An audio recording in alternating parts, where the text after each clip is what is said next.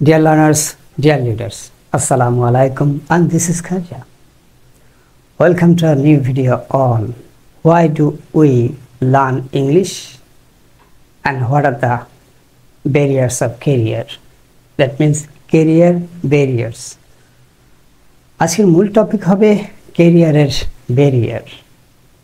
So before that, I like to know from you, why do you like to learn spoken English? অথবা আমরা ইংরেজিটা শিখি কেন? For many years we are trying to learn English, right? এবং English দেখেন ইংলিশের উপর কত channel, right? So people are trying to learn English, that is for sure. Certainly they have one target, no doubt. So what is the target? What is that target? Targeted ক্ষেত্রে আমরা দেখব যে বিভিন্ন জনের বিভিন্ন টার্গেট থাকতে পারে. In most of the cases we have found that main target is to improve their career. অর্থাৎ সে তার কর্মজীবনে ভালো করতে চায়, তাই না? ক্যারিয়ার বলতে আমরা বোঝাচ্ছি কর্মজীবন, এবং কর্মজীবন বলতে আপনাদের খেয়াল করতে হবে, অনেকে মনে করে যে only job is the career. It's not like that. Business is the one of the best career হচ্ছে বিজনেস। ব্যবসাটা কিন্তু একটা ক্যারিয়ার, আবার জব সার্টেনলি এ ক্যারিয়ার। আমরা যদি ক্যারিয়ারটা ভালো করতে পারি তাহলে কি হবে? The first thing will happen that you will get higher salary. এটা ভালো প্রতিষ্ঠানে যাবেন, better salary, better organisation, better position, অর্থাৎ তিনটা ভালো পাবেন আপনি। এবং সেক্ষেত্রে English is a major factor.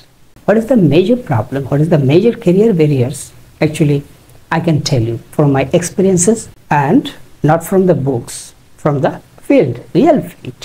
বাংলাদেশের ক্ষেত্রে আমি বলবো যে more than 80 to 90% number one barrier যেটা আমাদের দেশে গবেষণা হয়েছে প্রফেশনালদের ক্যারিয়ারে এগিয়ে যাওয়ার ক্ষেত্রে কি কি ট্রাবল আছে, চ্যালেঞ্জে যাচ্ছে। আপনারা জানেন যে প্রচুর বিদেশি বাংলাদেশে কাজ করে, আবার at the same time our unemployment rate is so high. তাহলে কেন একদিকে জব আছে আর একদিকে আমরা বেকার থাকছি? সেটা গবেষণা করতে গিয়ে দেখা গেছে আমাদের প্রধানত তিনটা স্কিলের অভাব আছে। একটা হচ্ছে English skill, second communication, third হচ্ছে প্রেজেন্টেশন। এই তিনটার কথা আসছে। তা আসলে কি তাই কিনা? রিয়েল ফিল্ড কি বলে? রিয়েল ফিল্ডে এখানে একটা মিসিং বিষয় আছে, সেটা এই গবেষণায় আসে নাই, বা তাদের হয়তো টার্গেট সেটা ছিল না। দ্যাট ইজ ইন 90% কেসে আমি যেটা দেখেছি, professionals don't have a career plan. You go for a travel, right? আপনি মাঝে মধ্যে ট্রাভেলিংয়ে যান, ডেফিনেটলি আপনি এটা প্ল্যান করেন কোথায় যাবেন, কোন হোটেলে থাকবেন, কোন কোন সাইটগুলো আপনি দেখবেন, কতদিন থাকবেন, ব্যাক করবেন কিভাবে, সেখানে ফিনান্সিয়াল প্ল্যানটাও করেন। তারপরে আবার সেখানে এমার্জেন্সি প্ল্যানও রাখেন, যে সেখানে কোনো কিছু হলে আপনি সেটার অল্টারনেটিভ কী কী প্ল্যান করবেন, আরেকটা অল্টারনেটিভ প্ল্যানও করে যান, রাইট? তাহলে দেখেন আমাদের ক্যারিয়ারে যদি প্ল্যান না থাকে, how can I go or how can I reach to our goal or how can I achieve my career goal? আমি যেটা বলবো, বাংলাদেশি ক্যারিয়ার ব্যারিয়ারের এক নাম্বার হচ্ছে, নাম্বার ওয়ান হচ্ছে most professional they start their career without any plan. তাদের হাতে কোনো প্ল্যান থাকে না যে উইদিন 5 ইয়ার্স আমি কোথায় যাবো, 10 ইয়ার্স, 15 ইয়ার্স, 20 ইয়ার্স। সাধারণত একটা ক্যারিয়ার স্প্যান থাকে 25 to 30 ইয়ার্স। সো এই সময় সে কখন কোথায় থাকবে সেই প্ল্যানগুলো নাই। প্ল্যান হলে কি হয়, হাউটা চলে আসে, how you will achieve those. তাহলে প্ল্যানে যেহেতু নাই, সে হাউতে তার যাওয়ার সময় হয় না। এবং বাংলাদেশে দেখবেন 35-40 মধ্যে প্রচুর প্রফেশনালস যারা নানা জটিলতায় পড়ে, 90% নানা ঝামেলায় পড়ে, একদম বিষয়। কারণ আর্লি স্টেজে তাদের যে প্ল্যান নিয়ে আগানোর কথা ছিল, অর্থাৎ একটি বিল্ডিং আপনি তৈরি করা শুরু করলেন কোনো প্ল্যান ছাড়া, তাহলে কি হয়? এক্স্যাক্টলি তাই হয়। আপনি একটা বিল্ডিং মনে করেন যে আপনি 20 তলা বিল্ডিং করবেন, 50 তলা বিল্ডিং করবেন, 6 তলা বিল্ডিংয়ের এক রকমের প্ল্যান হয়, হাই রাইজ করলে তার প্ল্যানটা বদলে যায়। 6 তলা প্ল্যান দিয়ে আপনি হাই রাইজ বিল্ডিং করতে পারবেন না। তাহলে দেখেন ক্যারিয়ার আপনি কোথায় যেতে চান? আপনি ইন্টারন্যাশনাল ক্যারিয়ার করতে চান, ন্যাশনাল ক্যারিয়ার করতে চান, গভর্নমেন্ট, প্রাইভেট, আপনি কীরকম ক্যারিয়ার করতে চান? সিও হতে চান, হেড হতে চান, কী চান? ওয়ার্ক লাইফ কীভাবে ব্যালেন্স করবেন? কোন ধরনের ক্যারিয়ার আপনার জন্য ভালো হবে? সো নাম্বার ওয়ান ব্যারিয়ার হচ্ছে তাদের ক্যারিয়ার প্ল্যানটা নাই। নাম্বার টু বলবো ডেফিনেটলি ইংলিশ স্কিলস। এটা নাই, আমাদের এডুকেশন সিস্টেম সহ নানা কারণই আছে, আজকে আমরা সেটা ব্যাখ্যা করতে যাব না। But it's true that even after lots of effort, years after years, Millions of Bangladeshi people are trying to learn English, spoken English, but the success rate is not more than 8 to 10%. 90% of our professionals still cannot speak in English. So, দ্বিতীয় যে barrier definitely English, তার ফলে তারা কান্ট্রির ভেতরে যেমন suffer করছে, global career গড়ার ক্ষেত্রে তারা সাফার করছে। নাম্বার 3 ডেফিনেটলি কমিউনিকেশন স্কিলের গ্যাপ আছে, যেটা হয়তো ইন্ডিয়ার ক্ষেত্রে অনেক কম, এবং উন্নত দেশগুলোতে যেটা হয় কমিউনিকেশন স্কিল তাদের ক্লাস 1, 2 থেকেই ইনবিল্ড করে দেওয়া হয়, আলাদাভাবে তাদের শিখতে হয় না। এখন আমাদের কোথাও নেই, আমাদের এডুকেশন সিস্টেমে নেই, আবার এটাকে শেখানোর মতো লোকও বাংলাদেশে নাই। ভেরি আনফর্চুনেট, বাংলাদেশে কমিউনিকেশন এক্সপার্ট তেমন নাই। সেলস মার্কেটিংয়ের লোকজন দেখা যায় যে কমিউনিকেশন নিয়ে কাজ করে, আসলে সেটা অন্য কিছু হয়, সেটা রিয়েল কমিউনিকেশন স্কিলসটা আসে না। ফোর্থ যেটা ঠিক আছে, প্রেজেন্টেশন স্কিলস। এই যে আমি আপনার সামনে আসছি, আপনি আমাকে দেখছেন, I am presenting myself in front of you. I can speak in front of thousands of people, no matter, no problem, no issue. কিন্তু অনেকেই পারে না। আপনি যখন ইন্টারভিউ বোর্ডে যান তখন কি হয়, ইউ আর প্রেজেন্টিং ইউরসেলফ।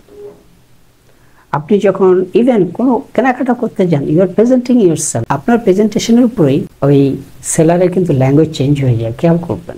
আপনি কিভাবে কথা বলছেন, একটা হচ্ছে আউটলুক আর একটা হচ্ছে ইনারের বিষয়টা। আপনি কিভাবে কথা বলছেন, that very important. That is called body language, right? Communication 55% হচ্ছে body language. So, আপনি নিজেকে কিভাবে প্রেজেন্ট করছেন, that's very important. Presentation skill মানে এটাই না যে আপনি কতগুলো স্লাইডে প্রেজেন্ট করছেন, it's not like that. It includes many things. It's wider than that.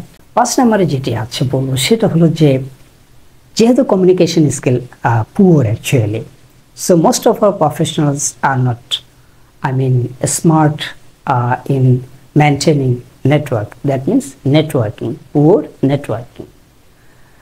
Networking তো আপনারা জানেন যে এই যে আমরা অ্যালামনিতে থাকি, বিভিন্ন ক্লাবে সদস্য হই, লায়ন্স ক্লাব, ঢাকা ক্লাব সব বিভিন্ন প্রফেশনাল বডি আছে, পিচে আমরা মেম্বার হই। কেন হই? এটি হচ্ছে নেটওয়ার্কের পয়েন্ট, একটা হাব সেন্টার। তো এই যে নেটওয়ার্কগুলোতে আমরা যুক্ত হই, অনেকে যুক্তই হই না, আবার যারা যুক্ত হই তারা আবার ইফেক্টিভলি যুক্ত হই না। সুতরাং নেটওয়ার্কিংটা ইফেক্টিভ কিনা সেটা খেয়াল করতে হবে, এবং আমরা নেটওয়ার্কিং করতে পারি কিনা। যেমন অনেকে বলে থাকেন যে ভাই ইংরেজি প্র্যাকটিস করার লোক পাই না। এটা কেন হয় জানেন? Lack of networking skills.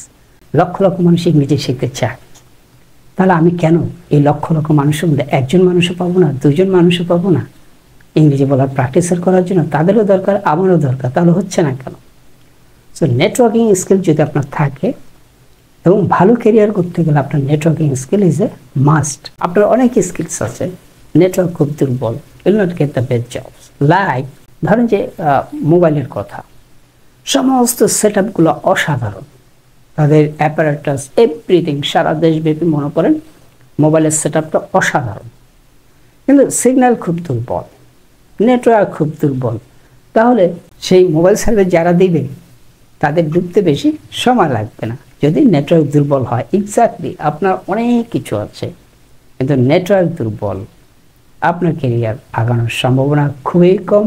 আর এটা হচ্ছে মাইন্ডসেট প্রবলেম। আমাদের দেশে মাইন্ডসেট একটা প্রবলেম রয়েছে, challenge. Somehow in Bangladesh actually is different, I am sorry to say, that is we don't love to support others. বাংলাদেশে এই একটা টেন্ডেন্সি আছে যেটা ইন্ডিয়া, পাকিস্তান, শ্রীলঙ্কা পাবেন না, দে আর supporting each other.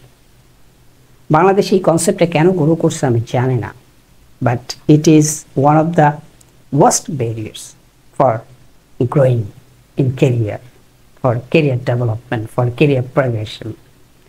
That is, they don't support each other. That means lack of collaboration.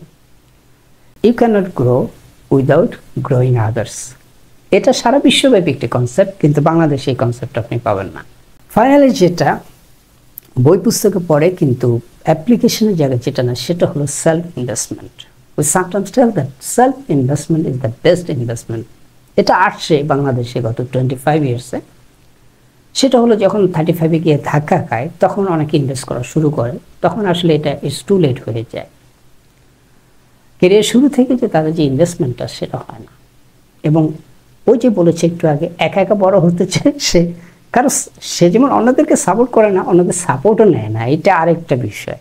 So mentoring বলতে যে কিছু আছে পৃথিবীতে, আয়ের একটা বড় অংশ ব্যয় করতে হয়। সে হয়তো একটা ফ্ল্যাট করছে, গাড়ি করছে, ঋণ করছে, ঋণের কিস্তি দিচ্ছে প্রত্যেক মাসে মাসে, বাট নিজের ডেভেলপমেন্টের জন্য খরচ বেশ কম করছে। তবে এখন কিন্তু 10% করছে, 10 to 15% হয়তো এই ইনভেস্টমেন্টটা করছে, but still the percentage is low.